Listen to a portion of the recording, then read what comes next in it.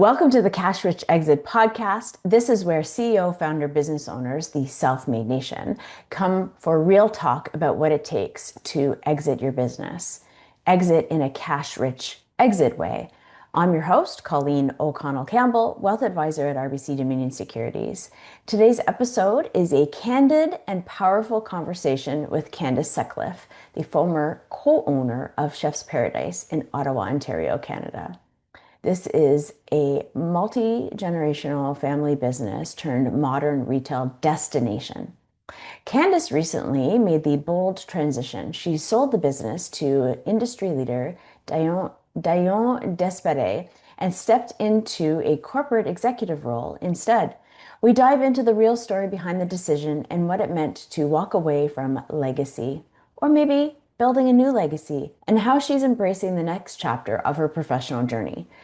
Stick around. This is more than just a business sale. It's about identity, reinvention, and what happens after the exit. Listen, if you're thinking about your own exit, please reach out. I have the offer on the table here for a one-on-one wealth gap analysis. Let's create your cash-rich exit. Now, without further ado, let's chat with Candace. Hi, Candace. So welcome to the podcast. Thanks for having me, Colleen. We were already chatting in the quote unquote green room, so let's just start sharing the conversation. What I suggested is let's start with a little bit about just your overall background, how you got to be, doing what you're doing in retail, generally speaking. Yeah, I actually grew up in a medical family. Everybody was in medicine except for my one aunt was a florist. I had a retail bug very early on. And, I've spent my entire career in retail, which generally a lot of people assume it's a transient career. It's not something, lasting or you kind of work in, a clothing store or a boutique when you're young, but you move on to something else. And I was at the right age where we needed younger people in the industry, new ideas, people that understood how technology was going to impact the overall brick and mortar experience. So it was definitely a matter of timing, but passion. I love all things cooking. I love travel. I love food. So this was just a perfect way for me to be able to, one, expense a lot of my travel because it's research, right? So that was perfect. That Right. was very satisfying for me, but also just to connect with people on a day-to-day level. Um, I was briefly telling you, so I started my career at Parity as an employee in 2005.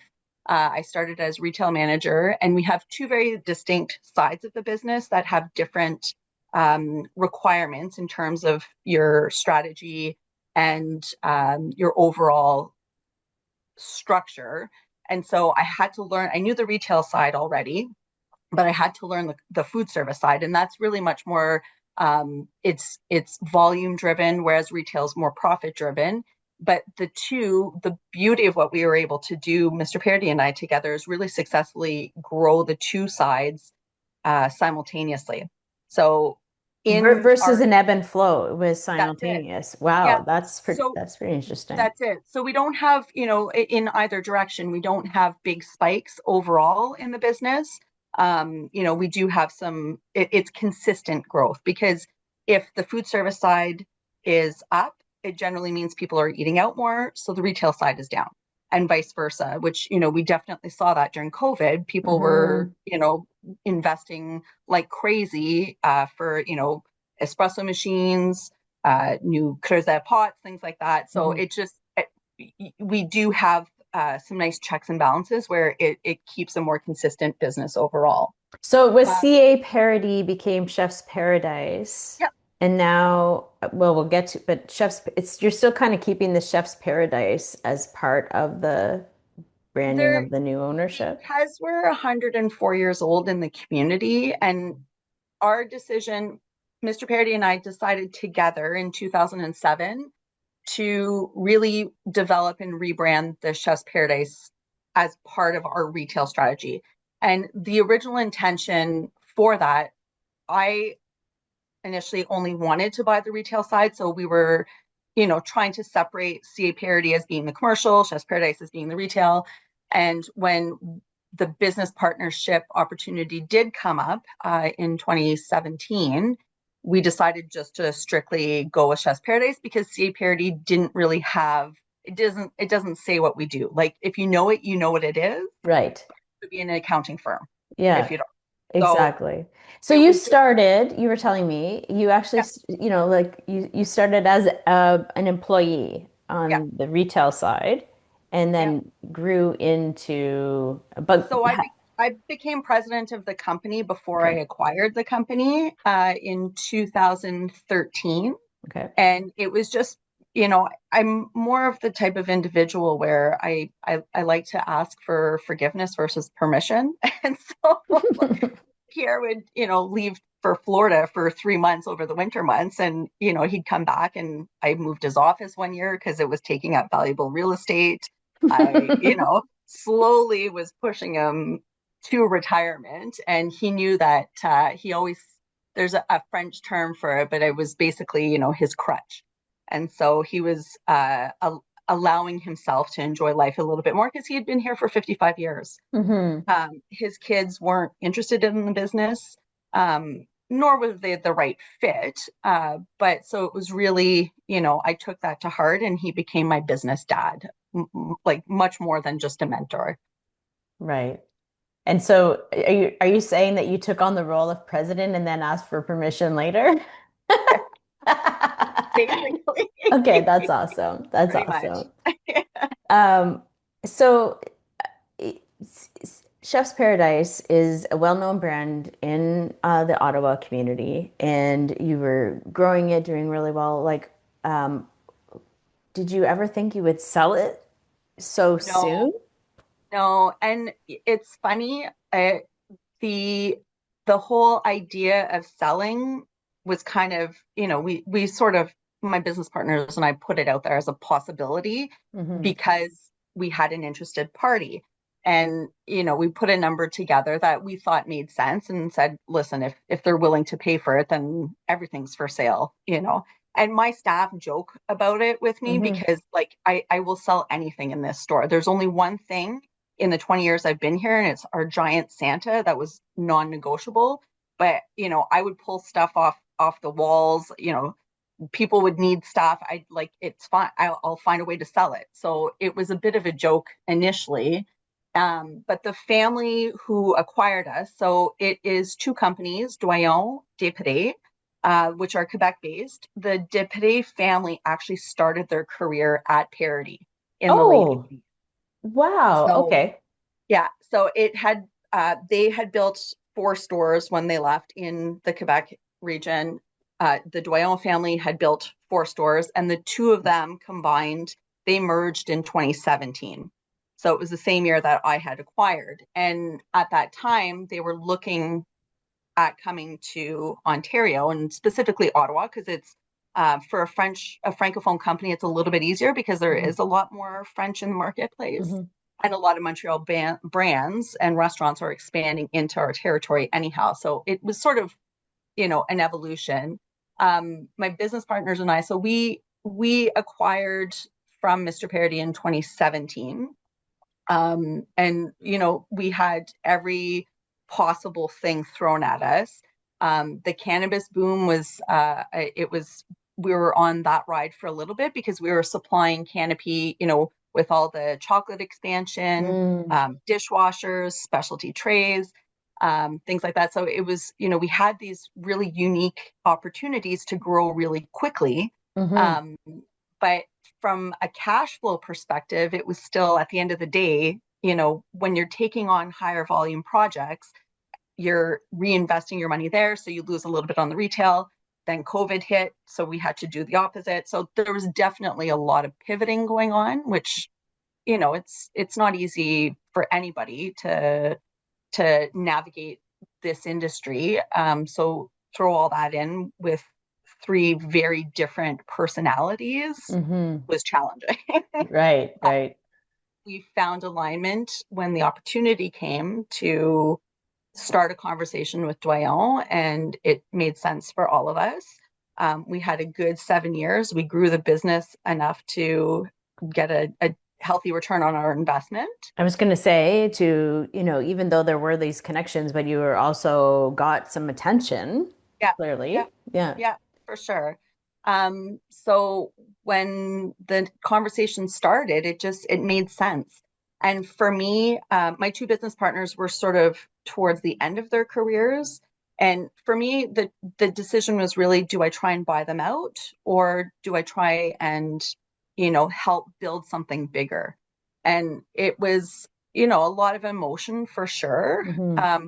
But I had, through the process of employee, owner, and now executive employee, there's a lot of detachment that has to happen. And so there was, even from what I knew as an employee into ownership, I it wasn't the same business anymore. Hmm. It was changing, we were evolving, there was a lot happening all at once. And so it was, for myself personally, that there was an identity crisis there, because I was the business and I knew Hmm. that. And learning how to detach is a very important thing, I think, for any founder and any entrepreneur. Hmm. Um, you're not your business. No, I mean, I think anybody especially those who work in relationship-oriented Yeah. businesses, where you are part of why people come to the business. So certainly Chef's Paradise has lots of product, but you can get product at Anywhere. other Yeah. places, but they Yeah. come because of the experience and the relationship. And That's it. yeah, and a lot of professional services are that way too. Mhm. Um, and we've talked with lots of founders here on the podcast about that. So I mean, you've got the kind of preparedness of the operations themselves, the Yeah. structure, and then there's the financial preparedness, and then there's your personal preparedness, and then I guess there's also the preparedness of the culture and sort of the Hmm. integration of cultures, because you really is an acquisition, but it's also it's not just acquire as a standalone. It really is about how to pull it all together. Yeah. And there's a bigger vision, which you've shared with me before, sort of candidly on the side about what the company now wants Yeah. to do going forward. So, operationally, what did you need to do to get ready for this transition? Like tech, were there skew We things like, It's funny because, we went from a staff of 25 to, we're now part of an organization with 250 employees. And so that scale, and obviously, in terms of sales, we 10x'd basically overnight. But there were a lot of efficiencies that we had as a small business, because a the ownership team was so hands-on with technology, with e-com, with our inventory. So we were much more reactive about things, where now with the structure, because there's an organization and it is a corporation, for me, it's a big challenge to learn how to be patient, you right? know? Because you have to go through the process and procedure Yeah, as opposed to, well, you just can make a decision and act on it the next day. exactly. Yeah. Yeah. So that, when it came to, day one, that was already a bit of a challenge. But what appealed to me most about this group, because they had started, well, half of the business had started in our company, the culture was very similar. And, Parity, it is a francophone company and family. So identity wise, it was a little bit easier to kind of find a common vision. We did have another interested party who was based out of the GTA, but it was a culture clash for sure. And it wouldn't have worked for our employees, that was critical for us to make sure that our staff was all being kept on, being kept whole, and had opportunity for growth.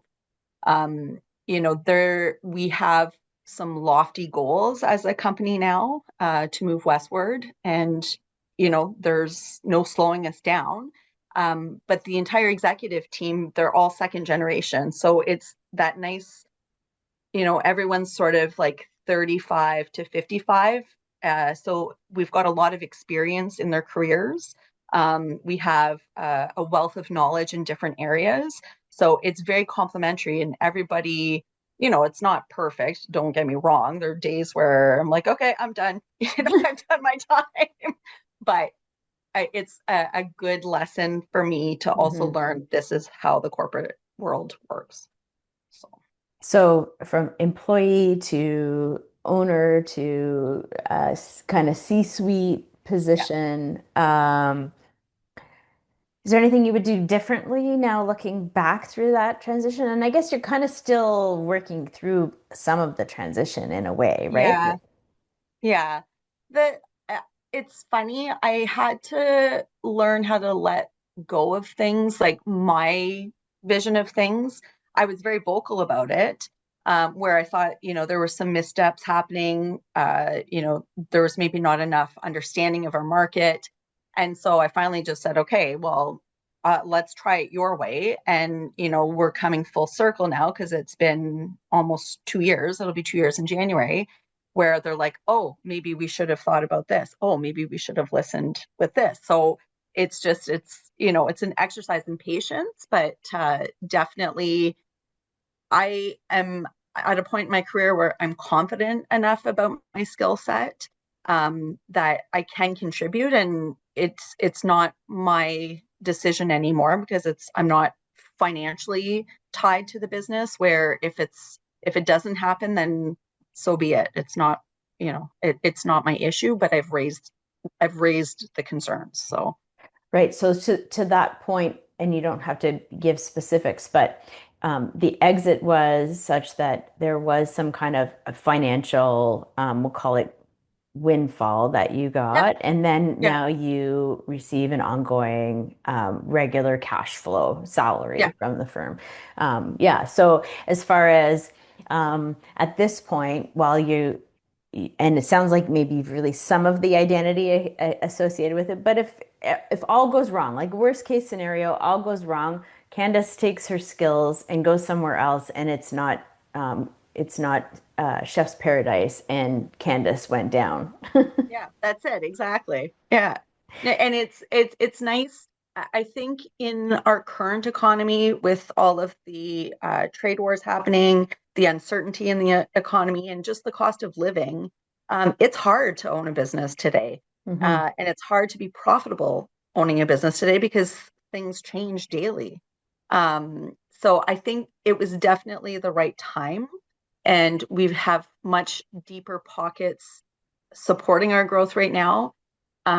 It would have been a challenge to continue as we were. Simply, we had to continue growing, and physically, like our physical space, you can't put any more in here. Like, it's jammed to the rafters.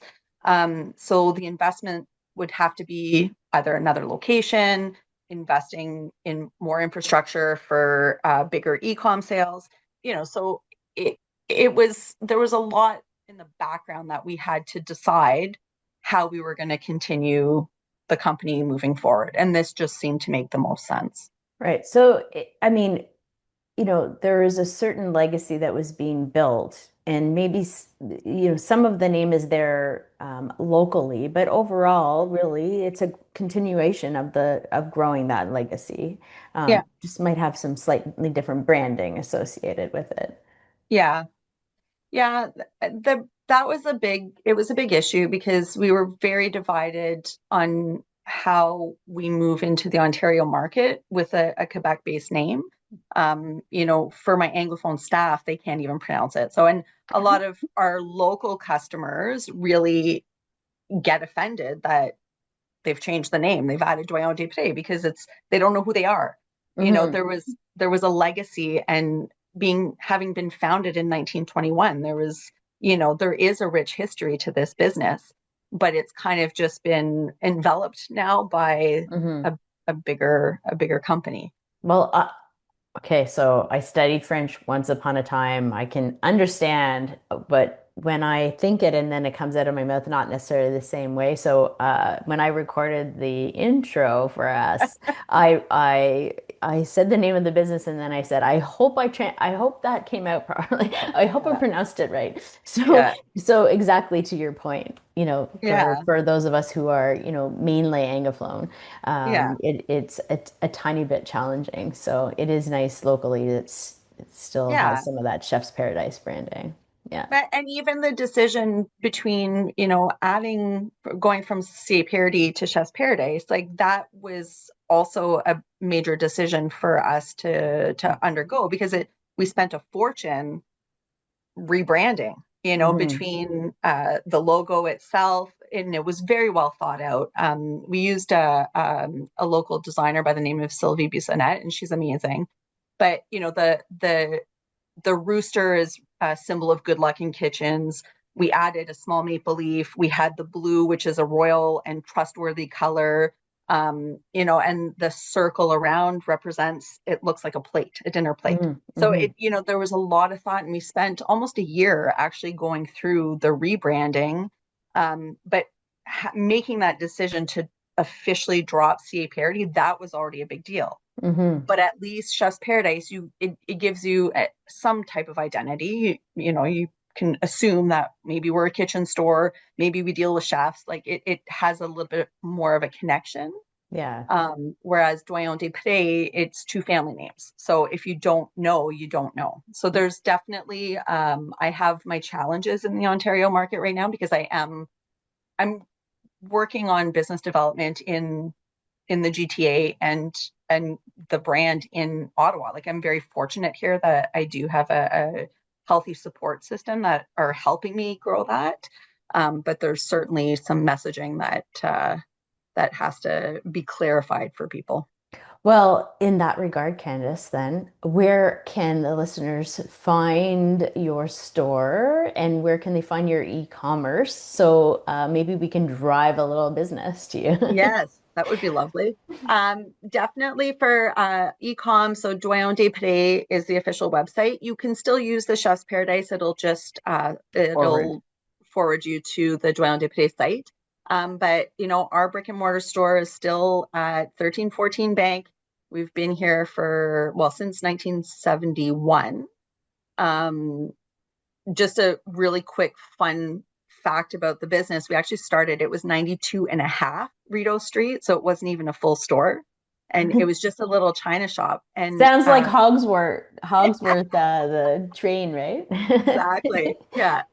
Yeah. But yeah, and we started as a China shop. So we started in retail. And Pierre was the second generation. CA was Charles Auguste Paradis, which was his uncle. So his dad and his uncle started the business.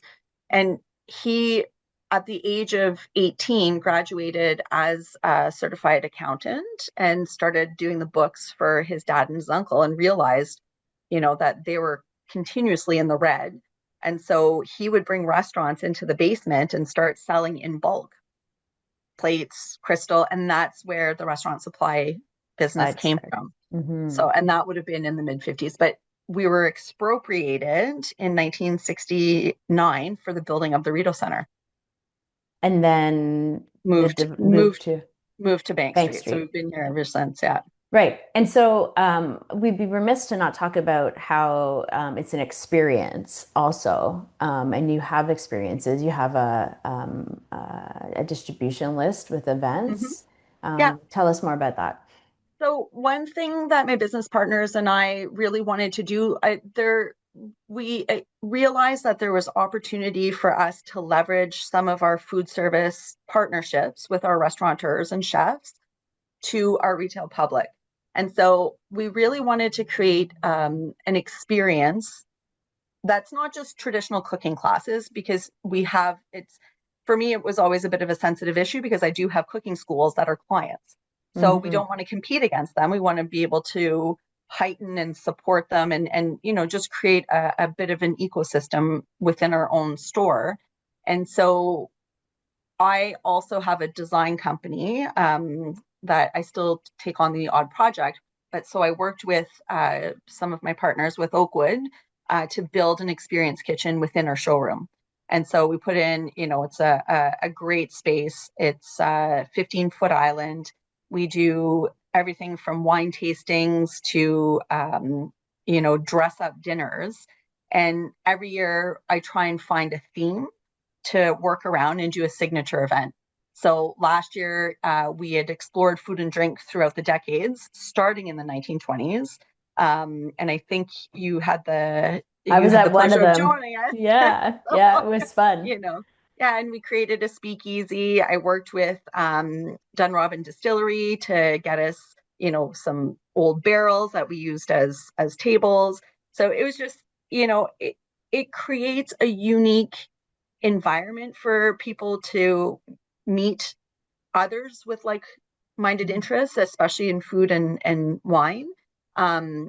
You're up close to the chefs. You're having a different experience, and for the chefs, we got a lot of really positive feedback because they were able to do things that they wouldn't necessarily be able to do in their restaurants on their menu because it's not, it my goal with the experience center is more as a marketing tool, Mm-hmm. and to build that momentum versus a profit driven center. So we do, I make sure to recoup all of my costs, and there's a little bit of margin to play with for some events that don't necessarily sell out, but that wasn't the focus. Mm-hmm. So the chefs had a lot of fun creating these menus and, coming up with concepts that are a little bit different as well. So fun. So if you want to know about them, get signed up to the distribution list, right? Because Yeah. that's where And you, that's it. Yeah. yeah. And we do now have, because Doyon Després, they offer classes in Montreal. So it's just a matter of selecting the city and making sure that you're in Ottawa. There you go.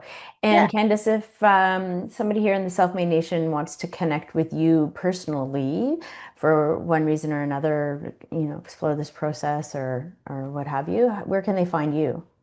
I am on LinkedIn. I don't have a very strong profile, and it's been a New Year's resolution for the past 5 years. And everybody tells me, I hear it constantly. How come you don't have a LinkedIn profile or a better one? But you're I there. You're there. I'm there. Yeah, and I do check it, and I do connect with others via LinkedIn as well. So Right. Um, I think I warned you, but I like to wrap up my conversations asking for one piece of fun, frank advice. So I'm curious, what would be your fun, frank advice, Candace? don't assume. I think that's something it's taken me 20 years to learn, is not to assume what the results are going to be, you know what you know what the future looks like. If you were talking to me 5 years ago, I would think that, I sound crazy right now that I've sold. Like there was no way in my mind that was ever a possibility. But I have to say today, it's been a very fun ride. I've learned a lot. Hmm. While I didn't found the business myself, I did help contribute and reshape the history of it. And I'm continuing to write that message still. So that's I Satisfying, think I imagine, it is. right? Yeah. Yeah. Yeah. But it's Awesome. not what I thought. It's not what I have envisioned what the future looked like. Thank you for being with us today, Candace. So much fun to learn all of the little bits and pieces and nuances to the story. So thanks so Thank much for you. being here. And thank you for putting your podcast together. It's always great hearing other stories as well.